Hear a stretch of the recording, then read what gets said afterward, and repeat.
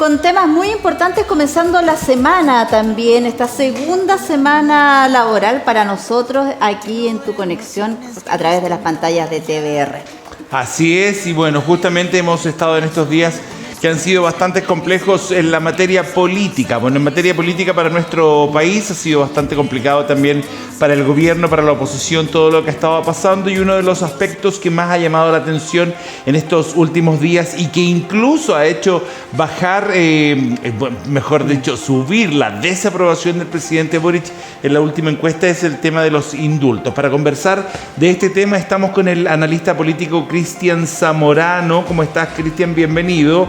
Y también estamos con el abogado Gonzalo Guerrero de GQ Consultores. ¿Cómo están ambos? Están ambos ahí en la pantalla. Están los dos en la pantalla, bienvenidos. No los había mirado, no los había visto. ¿Cómo están? Hola. ¿Bien? Muy bien. Hola. Buen día, Karim. Buen día a todos allá. Hola, Cristian. ¿Cómo estás? Hola.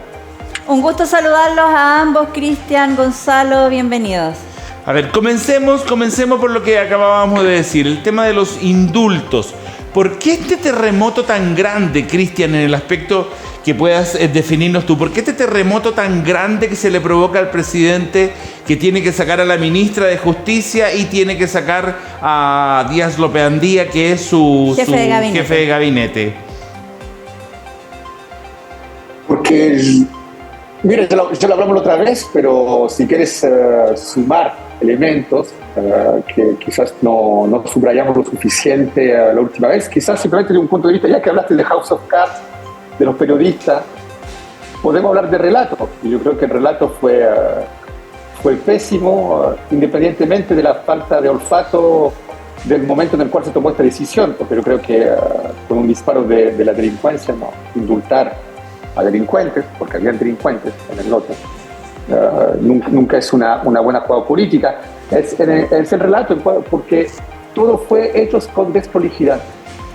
Los nombres que estaban de más en la lista, el discurso posterior para justificar la decisión del presidente, el hecho de poner en tela de juicio una decisión de justicia diciendo que la persona del Frente Patriótico, Manuel Rodríguez, era inocente.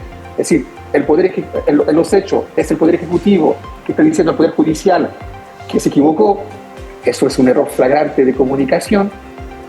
Y posteriormente, inclusive cuando el presidente interviene e indica que hay una renuncia, indica que es una falta de desprolijidad, casi inculpando, apuntando del dedo la ministra. Y no olvides que al inicio de este gobierno había todo un discurso feminista que esencialmente se tradujo por la entrada del gobierno en los diferentes ministerios y seremías a lo largo del país de un porcentaje de mujer equivalente o superior a la de hombre. Entonces tú ves que en el relato hay muchos impares, hay muchos pasos en falso, y eso hace que nos da una especie de discurso que no tiene gran coherencia y que ha sido absolutamente contraproducente. O sea, Cristian, en el fondo lo que estás diciendo es que tal vez se preocupó de buscar a una mujer y no a la persona idónea. No, lo que yo digo es que entre el discurso y la práctica hay mucha diferencia, mucho espacio. Es decir, lo que se criticaba a este gobierno cuando era candidato es que eran esloganes y no ideas o doctrinas claramente definidas.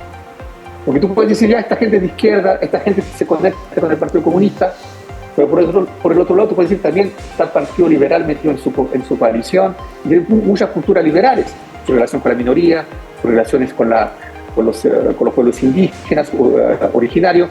Entonces, tú ves que uno decía, hay mucho eslogan, y en la praxis, efectivamente hay mucho eslogan, porque yo pienso que no era obligatorio, políticamente hablando, pero es una opción, me puedo totalmente equivocar.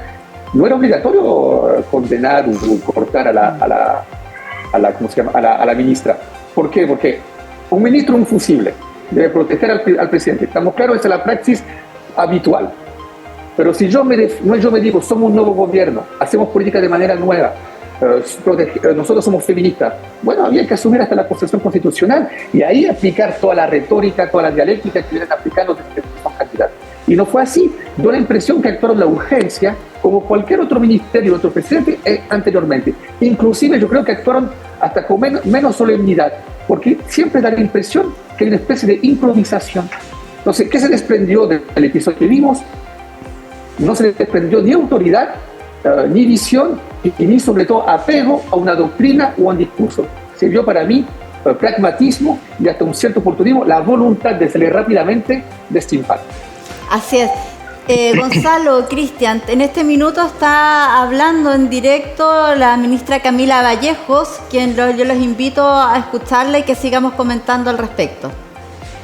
Vil ataque a los tres poderes del Estado. Es importante cuidar la democracia y para eso vamos a estar también como país siempre defendiéndola y colaborando en todos los organismos multilaterales para poder protegerla.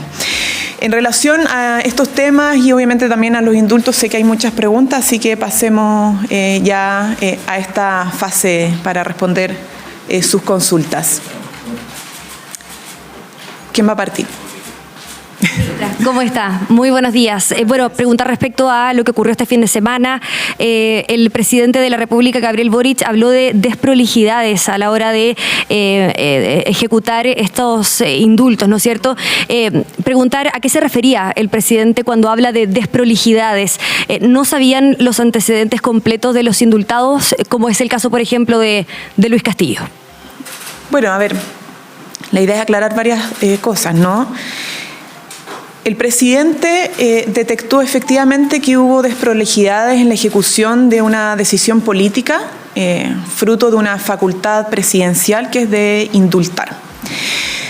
¿Por qué se produjo esta desprolijidad? Bueno, el presidente estableció dos criterios para aplicar los indultos. Uno, que es el que es conocido por todos y todas, ¿cierto?, que es poder indultar a personas que en el contexto del estallido social hubiesen cometido delitos y que fruto de ellos estuviesen condenados.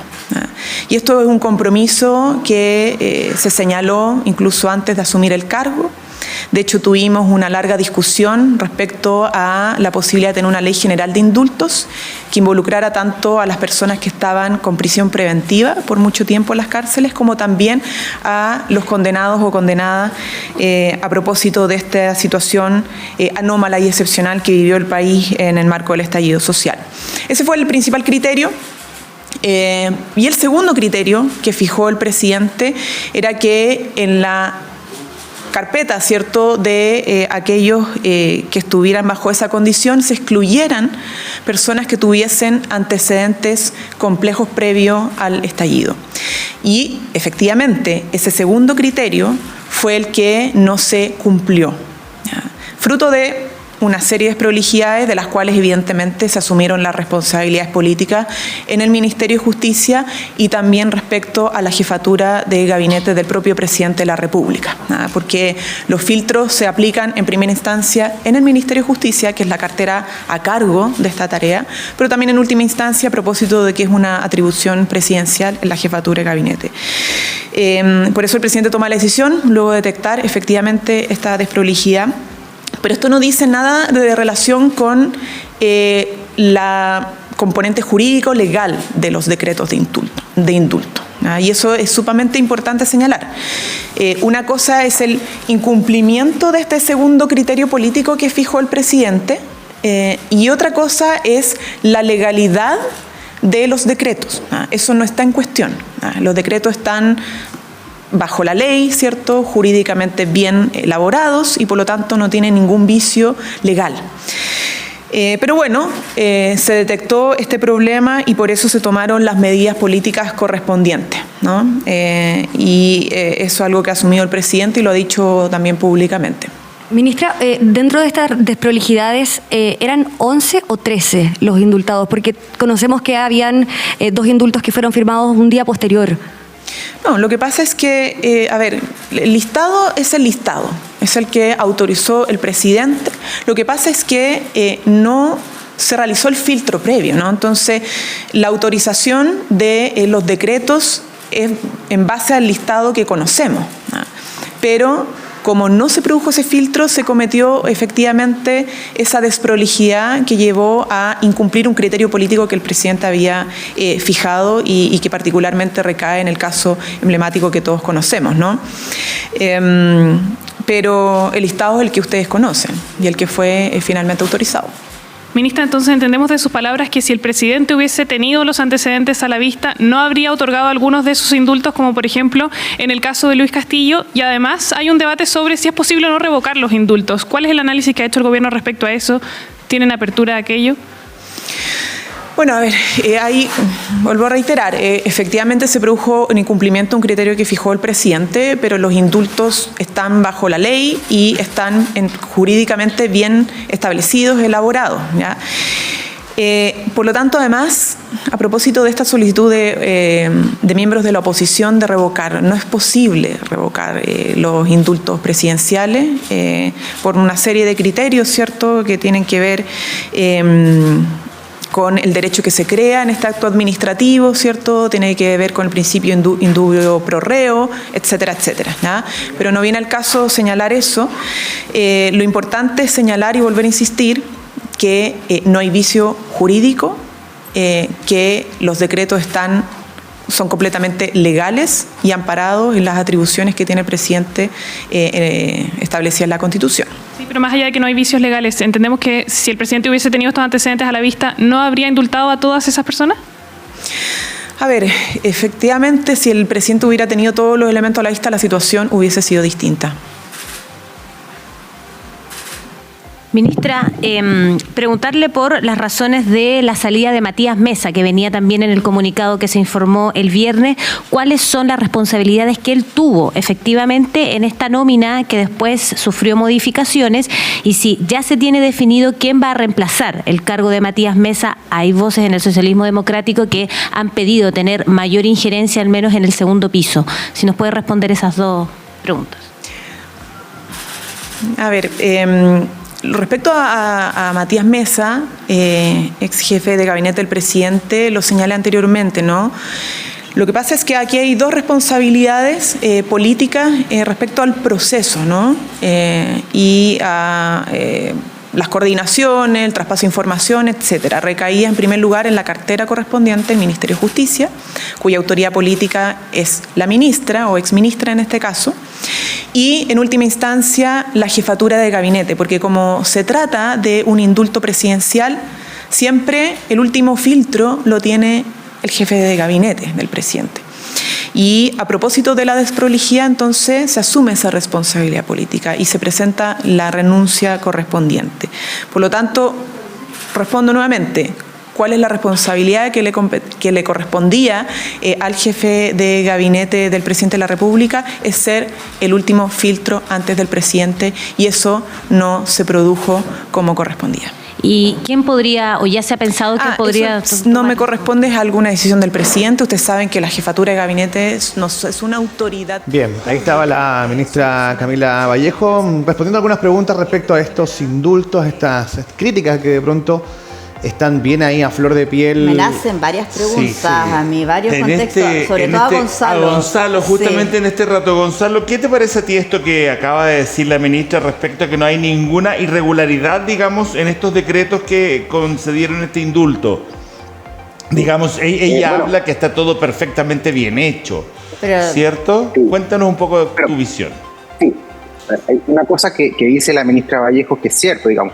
Una cosa es el tema político o cómo se analizaron los antecedentes, cómo se llega a ese resultado, y otra es el acto administrativo, el acto a la luz de la Constitución, digamos, técnicamente está bien tomado. Si el tema no es ese, y por eso y por lo mismo no puede ser vuelto atrás, digamos, porque además, ¿cómo lo vuelves atrás? Es una facultad privativa del presidente, no puede venir el Congreso mediante una ley. O sea, en el derecho las cosas se hacen como se hacen. Entonces, y además hay un tema que humanitariamente es muy grave, y esto es independiente de las personas que recibieron este beneficio, es que un día el presidente te diga, bueno, te vas con tu familia. O sea, olvídate del tema de estos señores que recibieron, pongamos el caso de otro, un señor que tiene cáncer, se va con su familia. No, ¿sabes qué? Mañana la prensa me molieron en Twitter, vuélvase para la cárcel. Eso no se puede hacer. Eso en ningún país, ni monarquía serio no se puede hacer. Entonces, Pero, ahora, Gonzalo, vamos a quién tomó la decisión. Gonzalo, disculpa, ¿esto no se puede hacer en términos legales o en términos casi como éticos de decir no podemos revocar?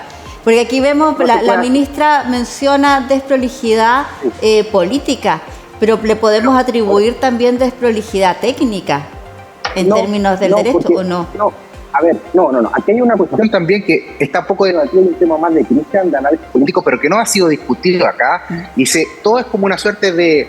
A ver, no me voy a poner conspiranoico, yo los conozco, digamos, y sé cómo operan. Esto es parte de una jugada más grande. Ellos están haciendo la revolución a través de su gobierno. Los indultos era parte de su promesa de campaña. No se olviden las intervenciones que tuvo la senadora Campillay presionando, y en lo que hablamos el otro día, que el gobierno le está siempre hablando a su tercio y hoy día es un 25%. Entonces, le está hablando siempre a esa. O sea, si no los liberan, vamos a volver a la calle, vamos a dejar la escoba, etcétera, etcétera. Entonces estaban presionados por eso. Y eso siempre fue parte del acuerdo desde que llegaron. No olvidemos que la ministra no era abogada. ¿Y quién manda en el Ministerio de Justicia? Algo que los medios no han dicho, el señor Gajardo. ¿Quién es el señor Gajardo? Un abogado connotado, bla, bla, bla. Pero él era dirigente de la Escuela de Derecho, conoce a Vallejo, conoce al ministro Grau, conoce a Matías Mesa, conoce a Boric, etcétera, etcétera. Es parte del mismo lote. Esto es parte del mismo. Entonces pusieron ahí una especie de fusible porque sabían que esto le iba a explotar en la cara en cualquier momento. Sabía que si liberaban a esas personas en cualquier momento, esto le iba a crear. Entonces se libera, pum. El fusible salta, era la ministra. Lamentablemente, como decía Cristian, esto no se condice con un relato feminista, quiera lo que quiera, pero como es parte de una jugada más grande, daba lo mismo. O sea, es un peón dentro del tablero. Yo no lo estoy tratando a las personas como peón, estoy diciendo, dentro de un análisis un poquito macro, más arriba, esto es parte de la jugada. Ahora, producir esta suerte de discusiones de desprolijidades, que si citamos mal una ley o no, yo creo que sí. O sea, aquí hubo una desprolijidad, una especie de, comillas, voy a decirlo en chileno, una pichanga jurídica, digamos, todo fue como muy al lote, porque ellos ya tenían la decisión tomada, ellos sabían que tenían que cumplir con eso. Y ese es el problema de este gobierno, que va mucho por los resultados, no le importa, o sea, son muy estratégicos, poco tácticos. Y son muy, se llama eso, como recién dijo, muy pragmáticos, pero eso es porque van corrigiendo la carga en el camino. Como no tienen esas capacidades tácticas para ir a planificar bien la jugada, las van corrigiendo, pero en la jugada de largo plazo ya está realizada. Entonces, volviendo a tu pregunta, esto sí cumplió con los requisitos de la Constitución y la ley, no puede ser revertido en los términos que está, todo bien. Ahora, el tema político tiene un análisis de las consecuencias, pero también de las causas de esto. Y yo creo que poco se ha hablado de las causas, y es lo que te decía recién, poco análisis de las personas y personajes que están detrás y cuáles son las reales intenciones de esto. Entonces, eso ahí nos estamos quedando en el comidillo, que si alguien redactó una coma, si se toma una ley, ojo con eso, en el análisis político tiene que ser un poquito más profundo. Yo creo que ahí se ha quedado un poco al debe en general. Claro. Ok. Ahora, Cristian, para ti la pregunta con total dirección. Mira, ¿qué sucede en este caso? Si bien es cierto, está dentro de la legalidad todos los indultos, estas desprolijidades son las que le están costando al presidente una baja de 9 puntos en la aprobación nuevamente, una subida de la desaprobación, de 9 puntos. Esto que hace pensar a la ciudadanía, ¿no? Yo te hablo de una ciudadanía bien común y corriente y que dice, está tambaleando el gobierno, y no está tambaleando nada. El gobierno está perfectamente bien instalado y está todo correctamente, pero da la sensación a la ciudadanía que está todo mal. ¿Cuál es el costo político de una desprolijidad de este nivel? Que saliera el Matías Díaz, que saliera la ministra Ríos, pero más allá de eso, ¿qué viene? ¿Qué viene para el gobierno? ¿Cómo arregla esta imagen de que parece que está haciendo todo mal y no está todo mal? Está todo dentro de lo que corresponde que esté en la economía y todo, pero da esta sensación. ¿Cómo se hace? Mira, ya tienes un antecedente, es decir, no olvides que durante 3 años, después del 18, el gobierno de Sebastián Piñera también se fue a pique. Claro. Inclusive cuando llegó el COVID y hubo el confinamiento, se tomaron medidas con aspecto social, porque en un momento dado hubo un esfuerzo enorme por parte del gobierno para poder otorgar ayuda a la clase media superior como inferior, y también a las pymes. Tampoco se realzó de manera espectacular la tasa de popularidad del presidente de entonces, que era Sebastián Piñera. Entonces, tenemos un antecedente de una dinámica que te llevó realmente hasta el fondo. No olviden que realmente la tasa de popularidad de Sebastián Piñera era muy escasa a un momento dado y no impidió que Sebastián Piñera determinara su mandato. Eso puede reproducirse acá. Como tú dices, hay una diferenciación entre lo que dicen las encuestas y esa traducción en lo real como un peligro de derrocar a un gobierno, en este caso el de Gabriel Boric. Yo creo que no como tal, pero yo creo que sí el contexto ha cambiado, porque yo creo que en un punto débil, el punto débil de este gobierno de Gabriel Boric, más que sean grandes estrategos, yo no creo que sean grandes estrategos, yo creo que ellos están en la continuidad de una manera de hacer política que no ha cambiado porque siempre le ha dado resultados. Yo no creo que son tan brillantes como Gonzalo lo está indicando. Yo creo que si uno retoma el libro de Joseph Olf, un profesor de historia, muy bueno de hecho, escribió un libro que se llama La Escuela Tomada, donde indica la toma de la U de Chile de 2009. Y bueno, Gonzalo debía estar en la U de Chile de aquella época. Esa manera de hacer política las toma, los paros, que se reproducían a lo largo del país, nunca dieron muchos resultados, pero era algo de frecuente en la actividad universitaria, hasta el día de hoy, incluso cuando hay clases virtuales, siguen en toma y en paro. Y eso ha dado resultado a este grupo que le permitió llegar hasta la presidencia. Okay. Entonces, hay una cierta desprolijidad en la manera de hacer política. Lo que quieren indicar acá es ese modus operandi que no tiene enganche desde arriba, porque Sebastián Piñera tenía enganche desde arriba, tenía llegada al mundo empresarial internacional. Por eso trajo la vacuna, por eso cuestionó varios otros aspectos. Yo no lo veo en el caso de Boric. Y por ende, yo digo que ahí no es la misma fortaleza, por un lado. Y por el otro, el contexto internacional. Llegó Petro a Colombia, que supuestamente es una ola progresista. Llegó Lula a Brasil. Llegó Castillo a Perú. Mira el resultado después de algunos meses de gobernanza. Oye, déjame hacer una consulta. Permítame hacer una consulta a Cristian. Bueno, el día de hoy, el diario La Tercera publica que esta sería una de las caídas más dolorosas del gobierno. Bajo tu punto de vista y tu análisis político dentro de este ya año, ¿no? Un poquito menos, ¿no? De un año de gobierno y de todas las dificultades que ha traído y de críticas, este error o errores, ¿no? O desprolijidad, digamos que está un poquito de moda la palabra, este desorden, ¿no? Sería el error más importante de lo que llevamos de gobierno, donde la ciudadanía empieza a desmotivarse con quien está al mando de nuestro país. Yo creo que sí. Mira, sé por qué. Una razón muy simple. Hay algo que a mí me da la impresión que este gobierno no entendió la derrota del rechazo. No la entendió y no quiere entenderlo. 62% versus 38%. No quiere entenderla. Y nunca sacaron la cuenta de por qué, nunca hicieron un checking, hagamos ¿cómo se dice eso? Esas reuniones posteriores a un evento para ver qué falló acá. Y yo creo que hay una palabra clave que hizo que falló el apruebo, es Partido Comunista. Eso hay que entenderlo. Para mí, me tengo que equivocar totalmente. Y acá, ¿a quién salió? ¿Sobre quién debaten? Hay que leer la encuesta de ayer, Frente Patriótico Comunal Rodríguez, que está conectado al Partido Comunista. Eso, hay todo un sector chileno que no quiere más escuchar hablar de eso. Y que le recuerda la dictadura, el terrorismo, muchos aspectos que ellos quieren condenar, dar la espalda a eso y no quieren ver metido el Partido Comunista en cualquier proyecto de una carta macro de algo así, incluso de gobierno. Eso el gobierno actual no lo está entendiendo. Y de hecho, ¿quién sale a hablar hoy día? Camila Vallejo. Yo creo que es un error.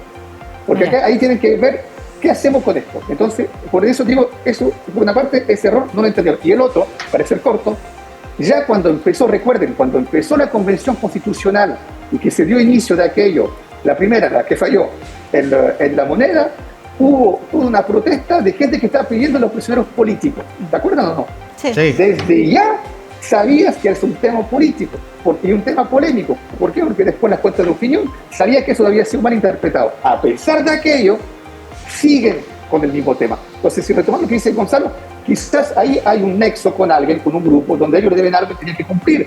Pero ¿cómo puedes cumplir hoy en día cuando la delincuencia está por el techo? Entonces, lo que yo creo es que acepto lo que dice Gonzalo, pero también puedo pensar, también tener urgencia, porque ven que su propuesta para la reforma de la pensión no funciona, ven que están en caída libre en las encuestas, tienen que encontrar algo. Y si tú miras la encuesta CEP de ayer, ¿dónde llegó el indulto? ¿Dónde tuvo una aura positiva? fue entre los jóvenes, menos de 30 años, y la gente de sensibilidad izquierda y centro izquierda.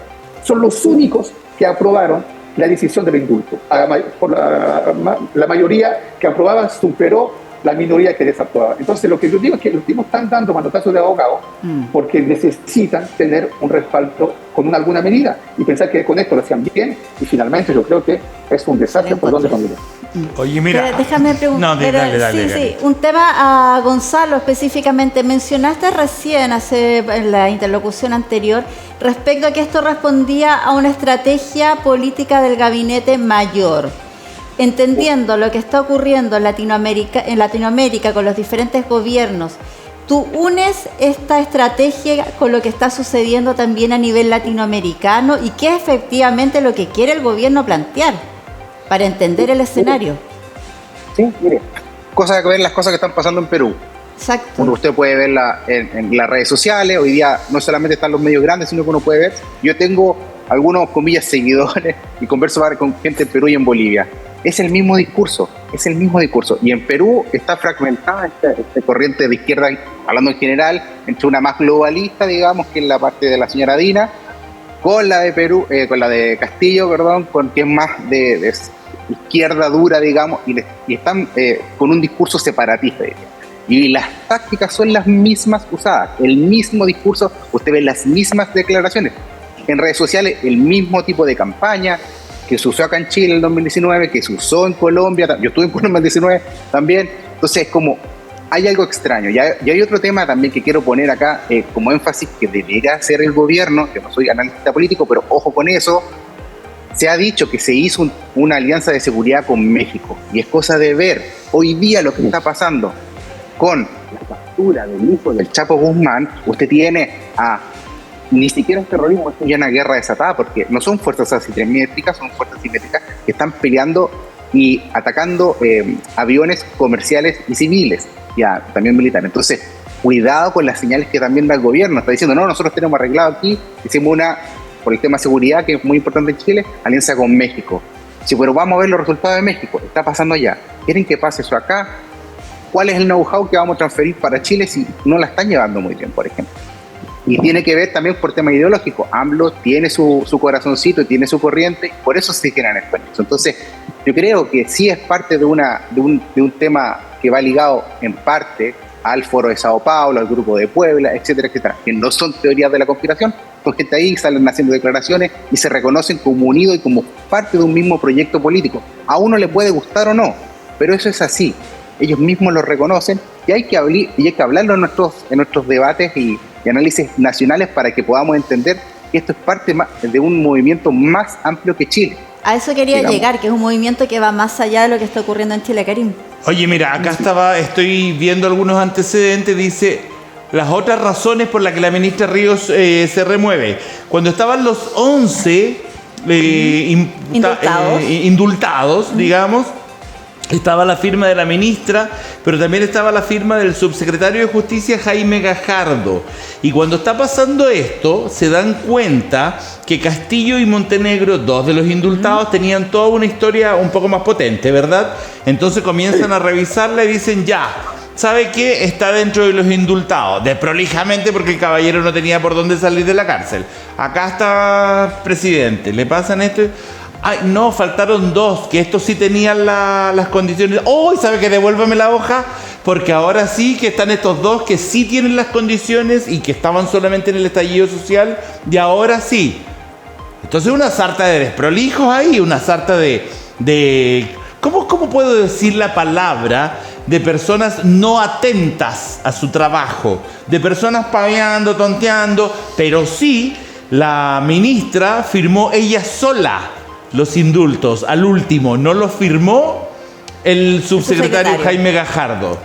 Entonces también, si tú eres la ministra y tu subsecretario es quien precede el tema, ¿cómo no te vayas a fijar que él no firmó? O no lo revisó antes. O no lo revisaste y no tenías secretario, y no tenías periodista, y no tenías asesor, y no tenías un montón de gente pagándole un montón de plata. Pero es que va el proceso, yo creo que no sé, lo estoy llevando como al tema ahí, corríjanme ustedes, Gonzalo, Cristian, que cuando uno le llega un ordinario y van los pies de firma posteriores, en la medida que va el proceso, tú vas firmando y llega un minuto en que tú dices, no lo firmo porque esto no me parece. No lo leyó, alguien no leyó algo. Pero no volvió el papel, no volvió el documento a la ministra, es probable, no sé. Alguien no leyó, y si lo leyó desconcentradamente o no tenía idea de lo que estaba haciendo. Pero aquí hubo uno que fue inepto en el camino. Yo tendría una... Mira, el asunto que subrayó Gonzalo no es falso. La persona no es abogada. Entonces, por ende, nada te garantiza que tiene una formación jurídica. Tú puedes ser cientista político, bueno, sobre todo en Chile, los tipos estudian ciencias políticas desde el inicio, no estudian Derecho. En mi caso yo estudié Derecho, después estudié Ciencias Políticas, pero... Ella era socióloga. Derecho, sobre todo que... es ciencia política, pero eso. Bueno, puede ser socióloga y después hacer la ciencia política. El asunto es que no estaba acostumbrada a un cierto rigor que hay en la práctica del derecho. Exacto. Un cierto formalismo. Si hubiese sido abogada o hubiese sido juez, tenía que haber chequeado eso automáticamente, como es el caso de Gajardo, del subsecretario. Es decir, él es del mundo jurídico, fue fiscal. No se conoce esos pasitos, esos procedimientos que sí o sí deben ser realizados.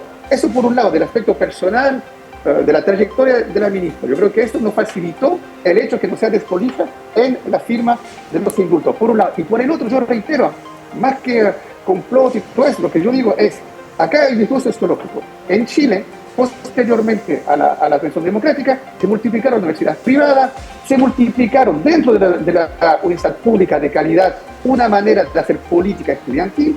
¿Qué resultó eso? Es que la gran mayoría de los chilenos tiene una formación post-escuela universitaria mediocre. Y cuando tú llegas al poder, por ejemplo, cuando llegó Piñera II al poder, ¿sobre qué se apoyó? Sobre gente joven que salía de la universidad como la Adolfo Ibáñez, la Diego Portales y otras privadas semi-alta o de buena calidad. Yo creo que en el caso de este gobierno Gabriel Boric, como tenían gran partido político, se apoyan sobre jóvenes, sobre gente que llenan los cupos, y en realidad se apoyaron sobre gente que más que destacar por su nota, destacaron por su actividad política dentro de su universidad pública o salieron de universidad privada malita. Y cuando trabajan en la verdadera vida, en trabajos expuestos, son mediocres y dan este tipo de asuntos. Y yo creo que para mí es revelador de un estado de sociedad global. Es decir, acá hay un problema con la formación profesional estudiantil en Chile, para mí, y se nota en este gobierno, quedó flagrante, porque mira la tasa de edad, el promedio de la tasa de edad, son jóvenes, entonces tú puedes ver que los jóvenes que van a cambiar el mundo no tienen un modus operandi que te permite confiar realmente en ellos desde un punto de vista profesional. Ese es un hecho.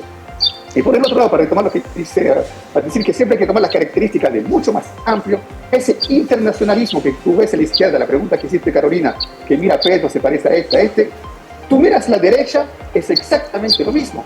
Si hay una internacional, también existe en la derecha. Vox se conecta con Kass, que se conecta con Trump. El modus operandi que vimos ayer en Brasil, ¿quién lo hizo antes? En Estados Unidos, en el Capitolio. Entonces, las dinámicas que están hoy en día presentes en la izquierda como la derecha, globales, es algo que el sistema implementa aquello. Porque hoy en día estamos en la globalización. Hoy día estamos todos viviendo a la misma hora, que sea en Santiago, como sea en París, que sea en Tokio. Entonces, hay características que son absolutamente idénticas a lo largo del país. Y eso yo creo que se traduce por esta dinámica que de izquierda, que de algún modo está viviendo el continente latinoamericano. Y por otro lado, lo reitero, esta globalización, esta mercantilización de la educación tuvo efecto negativo. Y yo creo que hoy en día nos estamos dando cuenta con una joven generación que llega al mercado laboral y que de manera desafortunada comete una cantidad de errores que pone en peligro el mismo trabajo en el cual ellos se desempeñan. Oye, perdón, me meto un poquito en la conversación, porque tú fuiste, Cristian, profesor universitario, pero hay un tema aquí, yo no vengo de ese mundo, digamos, a ver qué me al tiro, que a mí no me gusta. Hay una tendencia actual que es una especie de neoasambleísmo que se inauguró con esta misma generación que ya está en colegio. Y ese neoasambleísmo empiezan a hablar de mesa y cuestiones cuando las facultades de los órganos de la administración del Estado están en la ley y los reglamentos y en la Constitución. Pero nadie quiere tomar esa facultad. Entonces, hagamos una mesa, te reúnes mucha gente, cuando hay mucha gente, nadie es responsable. Entonces, empiezan todos como a nadie quiere quemarse para tomar una responsabilidad política, pero a su vez se genera una desprolijidad interna. Esto es a nivel macro como a nivel micro. Me tocó trabajar el año pasado en temas públicos y todo, hagamos una mesa y decía, oye, no, las facultades están en la red y los reglamentos, tomen las decisiones. No, es que todo tiene que ser consensuado, el diálogo, y al final se empezaba a diluir no se tomaban las decisiones o se cometían esta especie de errores, porque quien terminaba decidiendo no tenía las facultades, entonces había que corregir, etcétera, etcétera. Oye, pero esto es parte de... Perdón. Déjame hacer un pequeño ejemplo, nada más muy cortito, sobre el caso de Luis Castillo. El presidente Gabriel Boric dijo textual: estos jóvenes no son delincuentes, cuando hizo el indulto. Ahora, todos sabemos que el don Luis Castillo tiene 5 condenas, 26 causas judiciales. Entonces, cuando uno hace un análisis, una persona que no es ni abogado, una persona que de a pie, mirando el televisor, lo sabe igual. Yo, ¿qué digo? El presidente o quien sea que esté ahí, la ministra, el jefe de gabinete, etcétera, no conocen los casos, no conocían los casos, no se sentaron a revisar la información, alguien no le llevó el papel, aquí estamos firmando en blanco. Y eso me parece que es, insisto, sin tener el conocimiento de ley, etcétera, es lo que yo siento, o lo es que como obvio, que la gente mucho siente, es que se firmó un documento en blanco y vamos liberando personas. Exacto. O sea, es lo que yo veo finalmente. Si no nadie puso atención a nada. O sea, es más que desprolijidades. La mandada a la punta del cerro de la ministra que le dieron está bien dada. Sí. O sea, dar la posibilidad de un indulto que se suponía que era solamente para la gente que estuvo en el estallido social, con casos específicos, donde imagino yo que cada uno tenía que revisar caso a caso, ¿no? Exactamente. O sea, a ver, veamos qué sé yo, una persona con 26, 5 condenas. Claro. O sea, ¿sabes qué? Más allá de eso, la sensación que queda a nivel de la ciudadanía, y Gonzalo, Cristian pueden quizás aportar ya a lo final respecto a lo que estamos conversando en este bloque, es que decisiones de este tipo que las llevamos en esta situación nos hacen pensar qué se está haciendo frente a otros temas que son más globales o quizás que tienen mayor importancia. Esto es importante, pero mayor importancia a nivel macro en términos de gobierno. O sea, si esto queda acá, si esto no se revisa, si esto es considerado fue una desprolijidad, ¿qué pasa con otros temas? ¿Qué pasa con algo que esté a nivel país? Decisiones realmente que nos afecten a todos, términos económicos, términos de salud, términos de seguridad. ¿Qué sucede? Yo creo que eso es lo que queda también más a la vista. Mira, yo creo que ya Gonzalo dio parte de la respuesta, incluso anteriormente. Con el tema de la inflación, ¿se acuerda que se compraron dólares para combatir la inflación? En realidad fue un fracaso total esa medida. Firmar hoy en día convenios de seguridad con México, cuando hay un boom del narcotráfico, cuando sabemos el nivel de corrupción que existe en ese país, yo creo que ahí también, no sé si es tan prolijo, ya que la palabra está de moda, de firmarlo. Y hoy en día la firma de estos indultos, que yo creo que fue un fracaso por donde lo mires. Entonces sí hay una seguidilla de decisiones que son negativas. Entonces, reitero, yo creo que acá se está, para el ciudadano de a pie, ya que Giancarlo lo mencionó, entró las dudas si este gobierno es realmente capaz de gobernar. Y yo creo que en eso se refleja la tasa de aprobación. Es una persona de 35 años, reitero, es horrible decir eso, pero es una persona de 35 años que no ha terminado su carrera, que tuvo 2 mandatos de diputado y que llega a ser presidente después de un estallido social, con todas las problemáticas que implica resolver las consecuencias del estallido social. Y al cabo de 10 meses tiene una tasa de aprobación de 30%. Y que el chileno promedio votó en gran mayoría el rechazo de la propuesta que era su mayor eje de programa. Efectivamente, para responderte, Carolina, se olfatea un cierto miedo de que esto siga así en esta dinámica, porque se llega la interrogante, porque va a llegar un momento dado si Gabriel Boric va a terminar o no su mandato, independientemente de cualquier aspiración golpista, simplemente por el propio desempeño que ellos están teniendo. Ok. Cristian, Gonzalo, ya tenemos que irnos. Gracias por haber participado con nosotros. Ojalá que la situación en los próximos contactos vaya siendo para que informemos de manera mejor. Gracias por haber estado, chicos, muy amables. Chao. Chao. Bien, ahí está con estos contactos que nos ayudan muchísimo a intentar comprender, mirar, tratar de mirar por entre medio, digamos, de esta pared de pronto que nos aleja del lado judicial, nos aleja un poco de la política, para poder dejarlo más en la mesa, poder entenderlo, comprenderlo. Así que excelente contacto. Por difícil que sea entender ciertas realidades. La idea es esa. Sí. Karim, muchísimas gracias. Gracias a ustedes. Nos vemos un ratito más. Nos vemos en un ratito más.